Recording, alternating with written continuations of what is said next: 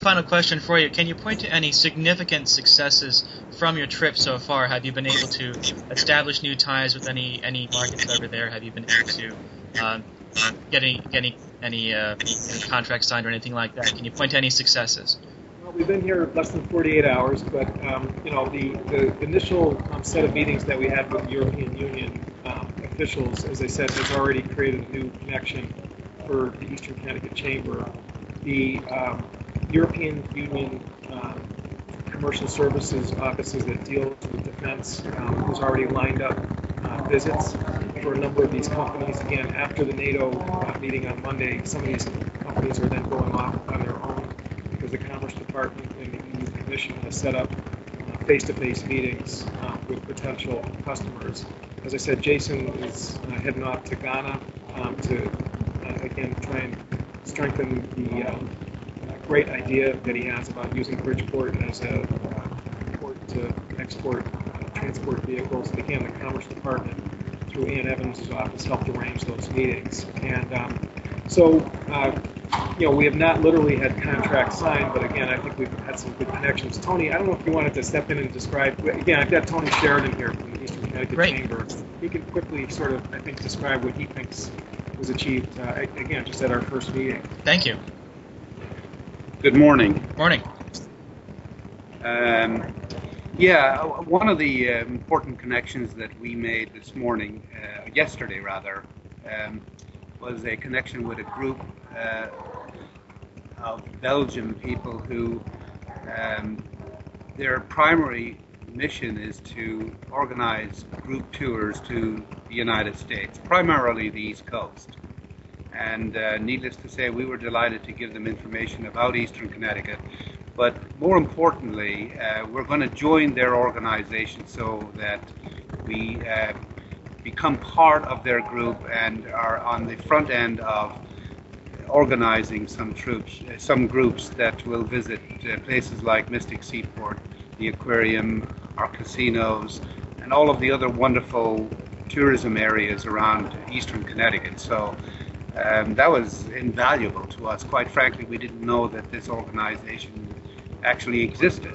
And it was set up through the Department of Commerce at Ann Evans' office. So we had a great meeting yesterday, and I think that going forward we'll see a number of important efforts resulting from it. Excellent. Jason, why don't you come on over and talk about what you're doing? Other than being a fabulous Thank you very much for the opportunity. Hey Chris, how are you? Hey. It's me again. But wow, all I can say is, man, I'm just thrilled to death. I mean, it's really a blessing to be in this position because, Ann and Joe, they really had the foresight to do this. My project, what I'm trying to do is really strengthen the local economy in Bridgeport. Mm-hmm. We have a plan to really start exporting vehicles to Ghana, which is, I think it's just has me speechless. What Ann and Joe really have done, they did this so far in advance that we're excited to choose Ghana because we know on July 9th and 10th, the president's going to be here. Right. So it's just a wonderful opportunity because you look at the strength of that country on the continent.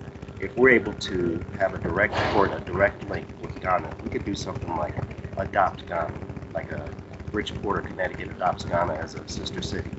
We can get the strategic position on that continent, having a trade route direct to Ghana.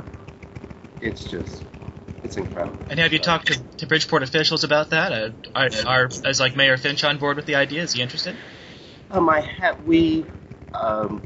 been in contact, haven't really spoken with him. I know he has the information. Deborah Cavernous and the Small Minority Business Administration, they did some great things, and I know Mayor Finch will probably, hopefully, definitely be on board. I imagine so. So it's just an exciting opportunity. The other thing that we would like to do is create a training center in Bridgeport. There's a Seaview Avenue Industrial Park that's not being used. We really have a plan, I'll send it to you a little bit later, that we think in 100 days we can do something definitely significant. When you look at the president talking about the next 100 days and the things that he wants to do there, our plan is definitely geared towards doing that where we can make an impact now. It's really simple with what we can do. Our training center would basically refurbish the vehicles. When we say vehicles, we mean things to build the infrastructure in Ghana, fire trucks, construction. There's currently a need for great construction equipment, and they have a problem because they don't think our stuff is good, like Caterpillar. We know Caterpillar is good, but the problem lies with training and the service. So our plan would really call for a facility to train our local people on being experts that can train the experts there, where they can come into Bridgeport, learn the training, export the product, and really have our technicians go with them to build just so many different things. But we believe if we start with one thing, grabbing Ghana, exporting one thing, starting with vehicles, we could build a base and in turn give Ghana a port all their own, where they can bring things into Bridgeport. And of course, you know, they're between Boston and New York, which is a great strategic thing. Right. All right. That sounds really exciting. Thank you all for taking the time to talk with us today. Okay, and Chris, I'll send you an email. I'll get it from Ann, and that'll have my plan and everything in it. Hopefully when we get back, maybe go out and have a lunch or something. I can answer anything else you need. Sounds good to me. All right, thank you. Thank you. Okay, Chris, and lastly, just to tie the last knot, we did have a meeting which Ann reminded me yesterday, because we've been kind of moving at Mach speed here, with the Agriculture Office. The U.S. Department of Agriculture has an office at the European Union Commission here in Brussels. They gave us some great ideas that we're going to take back to the Connecticut Farm Bureau to talk about ways to get dairy products, dried milk, obviously, products you can export, increased as much as we possibly can, because as you know, dairy prices in Connecticut and frankly across the U.S. have really crashed. Right. We actually were looking at ways to try and see if we can market other agriculture products from Connecticut, whether it's maple syrup, Connecticut wine, some of the real hidden agriculture products that we have in our state, which is, I think, a lot of people are starting to recognize an important part of our economy. Great. All right. Well, thank you, Congressman, for taking the time out of your schedule to talk with us here.